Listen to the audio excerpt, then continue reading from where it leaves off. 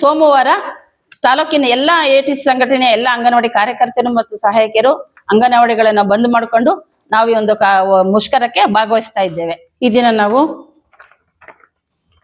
March 2ನೇ ತಾರೀಕು 2026 ಆ ದಿನ ನಾವು ಒಂದು ಬೆಂಗಳೂರು ಚಲೋ ಕಾರ್ಯಕ್ರಮವನ್ನು ಇಟ್ಕೊಂಡಿದ್ವಿ. ಆ ಉದ್ದೇಶದಿಂದ ಇವತ್ತು ನಾವು ಪ್ರೆಸ್ ಮೀಟ್ ಅನ್ನ ಕರಿತಾ ಇದ್ದೀವಿ. ಪ್ರೆಸ್ ಮೀಟ್ ಮಾಡ್ತಕ್ಕಂಥ ಉದ್ದೇಶ ಅಂತಂದ್ರೆ ನಮ್ಮವು ಹಲವಾರು ಬೇಡಿಕೆಗಳಿದ್ದಾವೆ.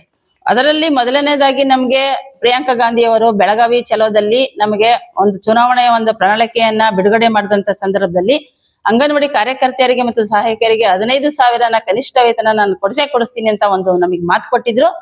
ಆ ಮಾತು ಕೊಟ್ಟಿದ್ರು ಕೂಡ ಅವರು ನಮ್ಗೆ ಇದುವರೆಗೆ ಅವ್ರು ಮಾತು ಕೊಟ್ಟು 2.5 ವರ್ಷಗಳು ಕಳೆದ್ರು ಕೂಡ ಅವರು ಇದ್ರ ಬಗ್ಗೆ ಯಾವುದೇ ತರದ ಚಕಾರ ಎತ್ತಿಲ್ಲ. ಒಂದು ಪಾರ್ಲಿಮೆಂಟ್ ನಮ್ಮ ಒಂದು ರಾಜ್ಯಸಭೆಯಲ್ಲಿ ಕೂಡ ಏನು ಮಾತಾಡಿಲ್ಲ. ಸರ್ಕಾರದ ಒಂದು ಸಂದರ್ಭದಲ್ಲೂ ಕೂಡ ಮಾತಾಡಿಲ್ಲ. ಇದನ್ನ ನಾವು ಖಂಡಿಸ್ತಾ ಈಗ ಒಂದು ಇದನ್ನ ನಾವು ಕಡ್ಡಾಯವಾಗಿ ನಮ್ಗೆ 15,000 ರೂಪಾಯಿ ಕೊಡ್ಬೇಕು, ಕಾರ್ಯಕರ್ತೆಯರಿಗೆ 10,000 ರೂಪಾಯಿ ಸಹಾಯಕರಿಗೆ ಕೊಡ್ಬೇಕು ಅನ್ನೋ ಒಂದು ಉದ್ದೇಶ ಇಟ್ಕೊಂಡು ಇದೊಂದು ಬೇಡಿಕೆನ ಇಟ್ಟಿದ್ದೇವೆ. ನಂತರ ನಮಗೆ 2011ನೇ ಇಸವಿಯಿಂದಲೂ ನಮ್ಮ ಅಂಗನವಾಡಿ ಕಾರ್ಯಕರ್ತೆಯರ ಮತ್ತು ಸಹಾಯಕಿಯರ ಒಂದು ನಿವೃತ್ತಿ ಒಂದು ಪ್ರಕ್ರಿಯೆ ಪ್ರಾರಂಭ ಆಗಿದೆ. ಅದರಿಂದ ನಮಗೆ ಸುಪ್ರೀಂ ಕೋರ್ಟ್ ನಮ್ಗೆ ಆದೇಶ ಕೊಟ್ಟಿರೋದು ನಿವೃತ್ತಿ ಆಗಿರ್ತಕ್ಕಂಥ ಎಲ್ಲಾ ಕಾರ್ಯಕರ್ತೆ ಸಹಾಯಕರಿಗೆ ಗ್ರಾಚ್ಯುಟಿ ಕೊಡ್ಬೇಕು ಅಂತ ಒಂದು ಆದೇಶನ ಹೊರಡಿಸಿದೆ. ಆದ್ರೆ ನಮ್ಮ ರಾಜ್ಯ ಸರ್ಕಾರ ಬರೇ 2023ನೇ ಇಸವಿಯಿಂದ ಈಚೆಗೆ ನಿವೃತ್ತಿ ಆಗಿರ್ತಕ್ಕಂಥ ಕಾರ್ಯಕರ್ತೆ ಮತ್ತು ಸಹಾಯಕರಿಗೆ ಇದು ಗ್ರಾಚ್ಯುಟಿಯನ್ನು ಕೊಡ್ತಾ ಇದೆ. ಅದನ್ನ ನಾವು ಖಂಡಿಸ್ತಾ ನಮಗಿಲ್ಲ, ಎಲ್ಲರಿಗೂ ಕೊಡ್ಬೇಕು. ಹಿಂದೆ ಯಾರ್ಯಾರು ನಿವೃತ್ತಿ ಆಗಿದ್ದಾರೆ ಅವ್ರಿಗೂ ಕೂಡ ನಮ್ಮ ಗ್ರಾಚ್ಯುಟಿಯನ್ನು ಕೊಡ್ಬೇಕು ಅನ್ನೋ ಒಂದು ಬೇಡಿಕೆಯನ್ನ ಈ ಒಂದು ಸಂದರ್ಭದಲ್ಲಿ ಇಟ್ಟಿದ್ದೇವೆ. ನಂತರ ನಮಗೆ ಬಲವಂತವಾಗಿ BLO ಕೆಲಸಗಳನ್ನು ಮಾಡಿಸ್ತಿದ್ದಾರೆ. ನಮಗೆ ಈಗ ನಮ್ಮ ಅಂಗನವಾಡಿಯ ಮಕ್ಕಳ ಒಂದು ಯೋಗಕ್ಷೇಮ ನೋಡ್ಕೊಂಡು ಆ ಮಕ್ಕಳ ಒಂದು ಚಟುವಟಿಕೆಯನ್ನು ಮಾಡಿಸ್ಕೊಂಡು ಅವುಗಳಿಗೆ ಪೂರಕ ಪೌಷ್ಟಿಕಾಹಾರವನ್ನ ಸರಿಯಾದ ಸಮಯಕ್ಕೆ ಒದಗಿಸ್ಕೊಡ್ಬೇಕು. ಎಲ್ಲಾ ರೀತಿಯ ಚಟುವಟಿಕೆಗಳನ್ನು ನಾವು ಮಾಡ್ಬೇಕು. ಆದರೆ ನಮಗೆ ಈ BLO ಕೆಲಸಗಳನ್ನ ನಮ್ಮ ಅಂಗನವಾಡಿ ಕಾರ್ಯಕರ್ತರಿಗೆ ವಹಿಸ್ಬಿಟ್ಟು ಅವ್ರು ಯಾವುದೇ ಕೆಲಸಗಳನ್ನು ಕೂಡ ನಮ್ಮ ಅಂಗನವಾಡಿಗಳಲ್ಲಿ ನಮ್ಮದೇ ಇಲಾಖೆಯ ಕೆಲಸಗಳನ್ನ ಮಾಡೋದಕ್ಕೆ ಅವಕಾಶ ಆಗ್ತಾ ಇಲ್ಲ, ಸಮಯ ಸಿಗ್ತಾ ಇಲ್ಲ ನಮಗೆ. ಮತ್ತೆ ಪೇರೆಂಟ್ಸ್ಗಳು ಏನ್ ಮಾಡ್ತಾರೆ, ನಾವಲ್ಲಿ ಮಕ್ಳಿಗೆ ಏನೂ ಕಲಿಸ್ತಲೇ ಇದ್ದಿದ್ರೆ ಆ ಮಕ್ಕಳುಗಳನ್ನ ತಗೊಂಡು ಬೇರೆ ಕಡೆ ಸೇರಿಸ್ತಾರೆ. ನಮ್ಮ ಅಂಗನವಾಡಿಗಳು ಉಳುವ ಎಲ್ಲಿಂದ ಮಾಡ್ಕೋಬೇಕು? ನಾವು ನಮ್ಮ ಕೇಂದ್ರಗಳನ್ನ ನಾವು ಯಾವ ರೀತಿ ಉಳಿಸ್ಕೋಬೇಕು?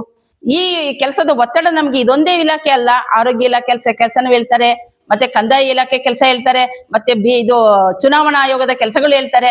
ಈ ಎಲ್ಲಾ ಕೆಲಸಗಳನ್ನು ಮಾಡ್ಕೊಂಡು ನಾವು ಕೇಂದ್ರದ ಚಟುವಟಿಕೆಯನ್ನು ಮಾಡ್ಕೊಂಡು ನಾವು ಗರ್ಭಿಣಿ ಬಾಣಂತಿಯರ ಒಂದು ಯೋಗಕ್ಷೇಮವನ್ನು ವಿಚಾರಿಸ್ಕೊಂಡು ಅವರಿಗೆ ಬರ್ತಕ್ಕಂಥ ಸೌಲಭ್ಯಗಳನ್ನು ಒದಗಿಸ್ಕೊಡ್ಬೇಕು. ಅವ್ರಿಗೆ ಸಮಯಕ್ಕೆ ಸರಿಯಾಗಿ ಪೂರಕ ಪೌಷ್ಟಿಕಾಹಾರ ವಿತರಣೆ ಮಾಡ್ಬೇಕು, ಮೊಟ್ಟೆ ವಿತರಣೆ ಮಾಡ್ಬೇಕು, ಎಲ್ಲಾನು ಮಾಡ್ಬೇಕು. ಇಷ್ಟೆಲ್ಲ ಕೆಲಸದ ಜೊತೆಗೆ ಈ ಕೆಲಸಗಳು ಮಾಡ್ಬೇಕು. ಯಾವ ರೀತಿ ಮಾಡ್ಬೇಕು? ಇದು ನಮಗೆ ತುಂಬಾ ಒತ್ತಡ ಆಗ್ತಾ ಇದೆ.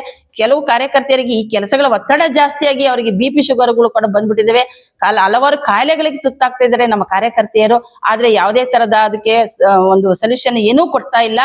ಜೊತೆಗೆ ನಮ್ಮ ಕಾರ್ಯಕರ್ತರಿಗೆ ಏನಾದ್ರು ದೊಡ್ಡ ಕಾಯಿಲೆಗಳು ಬಂದ್ರೆ ಅವರಿಗೆ ಗರ್ಭಕೋಶದ ಕಾಯಿಲೆ ಆಗ್ಬರ್ಬೋದು, ಕ್ಯಾನ್ಸರ್ ಆಗಿರ್ಬೋದು, ಯಾವುದೇ ಕಾಯಿಲೆಗಳು ಬಂದ್ರು ಕೂಡ ನಮ್ಗೆ ಯಾವುದೇ ತರದ ಒಂದು ಸೌಲಭ್ಯ ಇಲ್ಲ.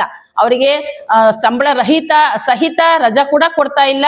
ಮತ್ತೆಗೆ ಆಪರೇಷನ್ಗಳು ಏನಾದ್ರು ಮಾಡಿಸ್ಕೊಂಡ್ರೆ ಯಾವುದೇ ತರದ ಹಣಕಾಸಿನ ವ್ಯವಸ್ಥೆನೂ ಕೂಡ ನಮಗೆ ಸಿಗ್ತಾ ಇಲ್ಲ. ಇದು ತುಂಬಾ ದುರಂತವಾಗಿದೆ. ಇದನ್ನು ಕೂಡ ನಾವು ಈ ಒಂದು ಬೇಡಿಕೆಯಲ್ಲಿ ಇಟ್ಟಿದ್ದೇವೆ. ನಂತರ ನಮ್ಗೆ ಈ ಒಂದು ಸಮಯದಲ್ಲಿ ನಮ್ಗೆ 2011 ಆಯ್ತು, BLO ಕೆಲಸ ಆಯ್ತು, LKG UKG ಮೇಯ್ನ್ ಈಗ ಆಲ್ರೆಡಿ LKG UKGಗಳನ್ನ ನಮ್ಮ ಸರ್ಕಾರಿ ಶಾಲೆಗಳಲ್ಲಿ ಪ್ರಾರಂಭ ಮಾಡ್ತಿದ್ದಾರೆ. ಈಗ 1ನೇ ತರಗತಿಗೆ ನಮ್ಮ ಅಂಗನವಾಡಿಯಿಂದ 1ನೇ ತರಗತಿಗೆ ಹೋಗ್ತಾ ಇದ್ವು. ಆದ್ರೆ ಈಗ ಏನ್ ಮಾಡ್ತಿದ್ದಾರೆ, ಶಾಲೆಗಳಲ್ಲೇ LKG UKG ಪ್ರಾರಂಭ ಮಾಡೋದ್ರಿಂದ ಡೈರೆಕ್ಟ್ ಆಗಿ ಮಕ್ಕಳು 4 ವರ್ಷಕ್ಕೆ ಅಲ್ಲಿಗೆ ಹೋಗ್ತಿದ್ದಾವೆ. ಇದರಿಂದ ನಮ್ಮ ಕೇಂದ್ರಗಳಿಗೆ ಮಕ್ಕಳೇ ಇಲ್ದಂಗ ಆಗ್ತಿದಾವೆ. ನಾವ್ ಎಲ್ಲಿಗೆ ಹೋಗ್ಬೇಕು? ನಮಗೆ ಅಕಸ್ಮಾತ್ ಆ ಕೇಂದ್ರ ಮುಚ್ಚಂತ ಸಂದರ್ಭ ಬಂತು ಅಂದ್ರೆ ಪಕ್ಕದ ಒಂದು ಕೇಂದ್ರಕ್ಕೆ ಅದನ್ನ ಮರ್ಜ್ ಮಾಡ್ತಿದ್ದಾರೆ. ಆ ಕಾರ್ಯಕರ್ತೆ ಇಲ್ಲೋಗ್ಬೇಕು, ಆ ಸಹಾಯಕಿ ಎಲ್ಲೋಗ್ಬೇಕು, ಅವ್ರಿಗೆ ಯಾವುದೇ ತರದ ಆಲ್ಟರ್ನೇಟಿವ್ ಕೆಲಸಗಳಿಲ್ಲ. ಅವರು ಡೈರೆಕ್ಟ್ ಆಗಿ ಮನೆಗೆ ಹೋಗ್ಬೇಕು. ಈ ಒಂದು ಪರಿಸ್ಥಿತಿನ ತಂದಿಟ್ಟಿದ್ದಾರೆ. ಯಾವುದೇ ಒಂದು LKG UKG ಪ್ರಾರಂಭ ಮಾಡ್ತೀವಿ ಅಂತಂದ್ರೆ ಅದನ್ನ ನಮ್ಮ ಅಂಗನವಾಡಿಲೇ ಪ್ರಾರಂಭ ಮಾಡಿ.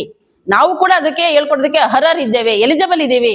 ನಾವು ಕೂಡ ಆ ಮಕ್ಕಳಿಗೆ ಏನು LKG UKG ಅಲ್ಲಿ ಮಕ್ಕಳಿಗೆ ಹೇಳ್ಕೊಡ್ತಾರೆ ಅಷ್ಟನ್ನು ಹೇಳ್ಕೊಡುವಂತ ಕೆಪಾಸಿಟಿ ನಮ್ಮ ಕಾರ್ಯಕರ್ತೆಯರಿಗೂ ಇದೆ. ಆ ಕೆಲಸನ ಅವ್ರು ಮಾಡ್ತಾರೆ. ದಯವಿಟ್ಟು ಅದನ್ನ ನಮ್ಮ ಅಂಗನವಾಡಿಗಳಲ್ಲೇ ಪ್ರಾರಂಭ ಮಾಡ್ರಿ ಅಂತ ಕೇಳ್ತಾ ಇದ್ದೀವಿ. ಮತ್ತೆ ನಾವು ಮಕ್ಕಳಿಗೆ ಪೂರಕ ಪೌಷ್ಟಿಕಾಹಾರ ಮಾಡ್ಕೊಡಿ, ಚೆನ್ನಾಗಿರ್ಬೇಕು. ಬಂದಂತ ಅಧಿಕಾರಿ ವರ್ಗದವರು, ಚುನಾವಣಾಧಿಕಾರಿಗಳು ಎಲ್ಲರೂ ಬಂದು ವಿಸಿಟ್ ಮಾಡ್ತಾರೆ. ಮಾಡಿದಂತ ಅಡಿಗೆನ ತಿಂದು ರುಚಿ ನೋಡ್ತಾರೆ. ಆ ರುಚಿಯಾಗಿರ್ಬೇಕು ಅಂತಂದ್ರೆ ನಮಗೆ ಆಗ್ತಕ್ಕಂತ ಒಂದು ಅವಕ್ಕೆ ಏನ್ ಇಂಗ್ರೀಡಿಯೆಂಟ್ಸ್ ಹಾಕ್ತಿವಿ ಅದೆಲ್ಲ ಚೆನ್ನಾಗಿ ಕೊಟ್ಟರೆ ತಾನೆ ಸೌಲಭ್ಯಗಳು ನಾವು ಮಾಡೋದಕ್ಕೆ ಸಾಧ್ಯ. ನಮಗೆ ಕೊಡ್ತಕ್ಕಂಥದ್ದು ಒಬ್ಬ ಮಗುಗೆ 50 ಪೈಸೆ ಕೊಡ್ತಿದ್ದಾರೆ ತರಕಾರಿಗೆ ಅಂತ.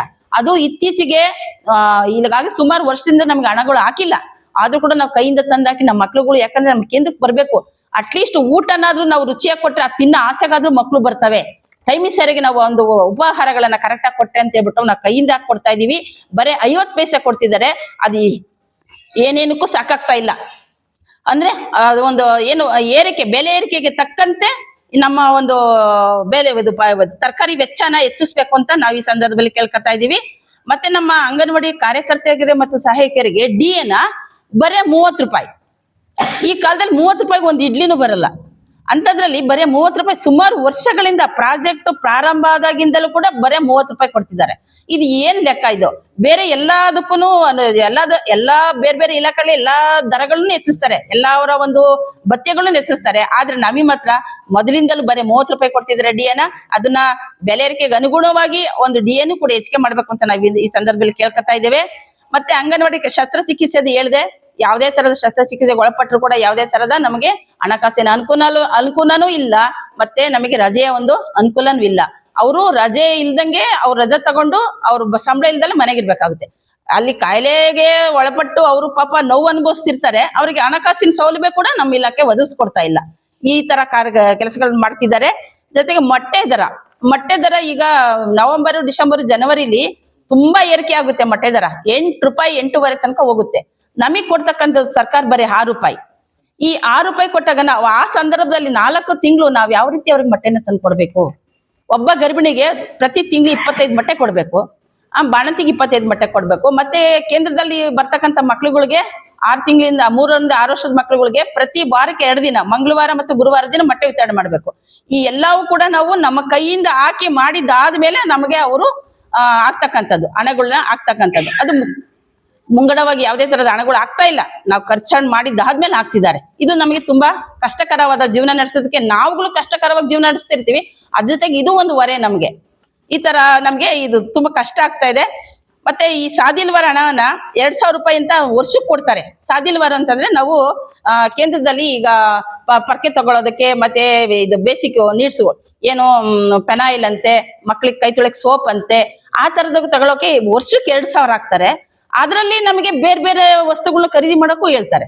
ನಮ್ಗೆ ಅದು ಕಷ್ಟ ಆಗ್ತದೆ. ತಿಂಗಳಿಗೆ ನಮ್ಗೆ ಏನಿದ್ರು ಪಾತ್ರೆ ತೊಳೆಕ್ ಸಬಿನ ಬೇಕು, ಮಕ್ಕಳು ಕೈ ತೊಳೆಕ್ ಸೋಪ್ ಬೇಕು, ನೆಲ ಒರ್ಸಕ್ಕೆ ಪೆನಾಯಿಲ್ ಬೇಕು, ಜಮಖಾನೆಗಳು ಬೆಡ್ಶೀಟ್ ಒಗೆದೋಗಕ್ಕೆ ಸೋಪಿನ ಪುಡಿ ಬೇಕು. ಇಷ್ಟೆಲ್ಲಾ ಬೇಕು ಅಂತಂದ್ರೆ ನಾವು ತಿಂಗ್ಳು ಬರೀ 80 ರೂಪಾಯಿ ಯಾವ ಲೆಕ್ಕಾಚಾರದಲ್ಲಿ ಖರ್ಚು ಮಾಡ್ಬೇಕು. ಮತ್ತೆ ಅದರಲ್ಲೂ ಕೂಡ ಬೇರೆ ಬೇರೆ ವಸ್ತುಗಳನ್ನ ಖರೀದಿ ಮಾಡ್ರಿ ಅಂತಾರು ಕೂಡ ಹೇಳ್ತಿರ್ತಾರೆ. ಈಗ ಒಂದು ಕೇಂದ್ರದಲ್ಲಿ ಒಂದು ಚಾಟ್ಗಳು ಹಾಕ್ಬೇಕು ಅಂತಂದ್ರೆ ನಮ್ ಕೈಯಿಂದ ತಂದು ಹಾಕ್ಬೇಕು, ನಾವು ತಂದು ಬರ್ದು ಅದನ್ನ ಹಾಕ್ಬೇಕಾಗುತ್ತೆ. ಈ ರೀತಿಯಾಗಿ ನಮ್ಗೆ ಅಂಗನವಾಡಿ ಕೆಲಸದಲ್ಲಿ ನಮ್ಮ ಸಂಬಳಕ್ಕಿನ್ನ ಕೊಡೋ ಸಂಬಳ ಅವರ ಹೇಳೋ ಕೆಲಸಗಳಿಗೆ ಅರ್ಧ ಖರ್ಚಾಗುತ್ತೆ. ನಮ್ಮ ಜೀವನಕ್ಕೆ ಅದು ನಮಗೆ ಉಳಿತಾ ಇಲ್ಲ. ಮತ್ತೆ ಗೌರವಧನ BPL ಪಡಿತ ಚೀಟಿ ನಮಗೆ ಏನು ಈಗ ಅಂಗನವಾಡಿ ಕಾರ್ಯಕರ್ತೆಯರಿಗೆ ಇನ್ನೆಷ್ಟು ಸಂಬಳ ಕೊಡ್ತಿದ್ದಾರೆ ಅಂತ ನಮಗೆ BPL ಕಾರ್ಡನ್ನೇ ರದ್ದು ಮಾಡಿದ್ದಾರೆ. ಆಲ್ರೆಡಿ ಇರ್ತಕ್ಕಂಥ ಕಾರ್ಯಕರ್ತೆಯರ ಒಂದು BPL ಕಾರ್ಡ್ಗಳನ್ನ ರದ್ದು ಮಾಡಿ ನಾವು ಹೊಸ್ದಾಗಿ ತಗೊಳಕ್ ಹೋದ್ರು ನಮಗೆ ಕೊಡ್ತಾ ಇಲ್ಲ. ಅದನ್ನ ನಾವು ಇಷ್ಟೆಲ್ಲ ಕೆಲಸ ಮಾಡಿಕೊಟ್ರು ನಮಗೆ ಆದಾಯ ಮಿತಿಯನ್ನು ಒಂದ್ ಸ್ವಲ್ಪ ಹೆಚ್ಚಿಸಿ ನಮಗೆ BPL ಕಾರ್ಡ್ ಸೌಲಭ್ಯನ ಒದಗಿಸ್ಕೊಡ್ಬೇಕು ಅಂತ ನಾವು ಈ ಒಂದು ಬೇಡಿಕೆಯನ್ನು ಕೂಡ ಇಟ್ಟಿದ್ದೀವಿ. ಬೇರೆ ರಾಜ್ಯಗಳಲ್ಲಿ ನಿವೃತ್ತಿ ವಯಸ್ಸನ್ನ 65 ವರ್ಷ ಇದೆ. ಆಂಧ್ರದಲ್ಲಿದೆ, ಗೋವಾದಲ್ಲಿದೆ, ತಮಿಳ್ನಾಡಲ್ಲಿದೆ, ಎಲ್ಲ ಕಡೆ ಇದೆ. ಆದ್ರೆ ನಮ್ಮ ಕರ್ನಾಟಕ ಸರ್ಕಾರ ಮತ್ತೆ 60 ವರ್ಷಕ್ಕೆ ನಿಗದಿಗೊಳಿಸಿದೆ. ಅದನ್ನ ಕೂಡ ಯಾಕಂದ್ರೆ ಇನ್ನೂ ಚೆನ್ನಾಗಿ ಹೆಂಗಾಗಿರೋರು, ಕೆಲಸ ಮಾಡೋ ಆಸಕ್ತಿ ಇರೋರು ಸುಮಾರು ಜನ ಇದ್ದಾರೆ. 60 ವರ್ಷ ಆದ್ರೂ ಕೂಡ ನಾವು ಮಾಡ್ತೀವಿ ಅನ್ನೋ ಒಂದು ಆಸಕ್ತಿ ತೋರ್ಸೋರು ಇದ್ದಾರೆ. ಅಂತವ್ರಿಗೆ ಅನುಕೂಲ ಆಗ್ಬೇಕು. ಅದಕ್ಕೆ ನಿವೃತ್ತಿ ವಯಸ್ಸನ್ನ 65 ವರ್ಷಕ್ಕೆ ಹೆಚ್ಚಿಗೆ ಮಾಡ್ಬೇಕು ಅಂತ ಈ ಒಂದು ಸಂದರ್ಭದಲ್ಲಿ ನಾವು ಆ ಒಂದು ಬೇಡಿಕೆಯನ್ನು ಕೂಡ ಇಟ್ಟಿದ್ದೀವಿ. ಇಷ್ಟು ಬೇಡಿಕೆಗಳನ್ನು ಇಟ್ಟು ನಾವು ನಮ್ಮ ಒಂದು ಹೋರಾಟವನ್ನ ಮಾರ್ಚ್ 2ನೇ ತಾರೀಕು ಬೆಂಗಳೂರು ಚಲೋ ಕಾರ್ಯಕ್ರಮವನ್ನು ಹಮ್ಮಿಕೊಂಡಿದ್ದು, ನಮ್ಮ ಶಿರಾ ತಾಲೂಕಿನ ಇಡೀ ರಾಜ್ಯಾದ್ಯಂತ ಮಾಡ್ತಾ ಇರ್ತಕ್ಕಂಥದ್ದು ಇದು ಹೋರಾಟ ಬೆಂಗಳೂರು ಚಲೋ. ನಮ್ಮ ಶಿರಾ ತಾಲೂಕಿನ AT ಸಂಘಟನೆ ಎಲ್ಲಾ ಅಂಗನವಾಡಿ ಕಾರ್ಯಕರ್ತರು ಮತ್ತು ಸಹಾಯಕರು ಕೂಡ ಅಂಗನವಾಡಿಯನ್ನ ಬಂದ್ ಮಾಡ್ಕೊಂಡು ನಾವು ಆ ದಿನ ನಾವು ಮುಷ್ಕರಕ್ಕೆ ಭಾಗವಹಿಸ್ತಾ ಇದ್ದೇವೆ. ಏನೇನೋ ಮಾಡಿದೆ, ಬೆಳಿಗ್ಗೆ ರಾತ್ರಿ ಎಲ್ಲ ವಾಕ್ ಮಾಡಿದೆ, ಬೆಳಿಗ್ಗೆ ರಾತ್ರಿ ಎಲ್ಲ ಮೆಡಿಸನ್ ತಗೊಂಡೆ, ಆದ್ರೂ ನನ್ನ ದೇಹದಲ್ಲಿರೋ ಸಕ್ಕರೆ ಹತೋಟಿಗೆ ಬರ್ತಿಲ್ಲ ಅಂದ್ರೆ ಯಾಕ್ರಿ ಯೋಚನೆ ಮಾಡ್ತೀರಾ? ಚೀನಿ ಶುಗರ್ ಆಮ್ಲನ 3 ತಿಂಗಳು ನಿರಂತರವಾಗಿ ತಗೊಳ್ಳಿ, ನಿಮ್ಮ ದೇಹದಲ್ಲಿರೋ ಸಕ್ಕರೆ ಖಂಡಿತವಾಗ್ಲೂ ಹತೋಟಿಗೆ ಬರುತ್ತೆ. ಆಮೇಲೆ ನಾನೇ ಬಂದು ನಿಮ್ಮನ್ನು ಭೇಟಿ ಮಾಡ್ತೀನಿ. ನಿಮ್ಮ ಬಹುತೇಕ ಆರೋಗ್ಯ ಸಮಸ್ಯೆಗೆ ಗ್ಯಾಸ್ಟ್ರಿಕ್ ಕಾರಣ. ಗ್ಯಾಸ್ಟ್ರಿಕ್ ನಿಂದ ಮುಕ್ತಿ ಹೊಂದಿದ್ರೆ ನೀವು ಆರೋಗ್ಯವಾಗಿರ್ತೀರಾ. ಪ್ರತಿದಿನ ಜೀನಿ ಗ್ಯಾಸ್ಟ್ರಿಕ್ ರಿಲೀಫ್ ಸೇವಿಸಿ, ಇದು ಗ್ಯಾಸ್ಟ್ರಿಕ್ಗೆ ಉತ್ತಮ ಆಹಾರ. ಜೀನಿ ಗ್ಯಾಸ್ಟ್ರಿಕ್ ರಿಲೀಫ್ ಎಲ್ಲಾ ಮೆಡಿಕಲ್ ಶಾಪ್ಗಳು ಹಾಗೂ ದಿನಸಿ ಅಂಗಡಿಗಳಲ್ಲಿ ಲಭ್ಯ. ಜೀನಿ ಪರಿಶುದ್ಧ ನೀರು, ಮದುವೆ ಸೇರಿದಂತೆ ಇತರೆ ಸಮಾರಂಭಗಳಿಗೆ ಹೋಲ್ಸೇಲ್ ದರದಲ್ಲಿ ಮಿನರಲ್ ವಾಟರ್ ಲಭ್ಯ. ಸೂಪರ್ ಮಾರ್ಕೆಟ್, ಹೋಟೆಲ್, ರೆಸ್ಟೋರೆಂಟ್ಗಳಿಗೂ ಜೀನಿ ಮಿನರಲ್ ವಾಟರ್ ಸರಬರಾಜು ಮಾಡಲಾಗುತ್ತೆ. ಈ ಕೂಡಲೇ ಸಂಪರ್ಕಿಸಿ 7624931166.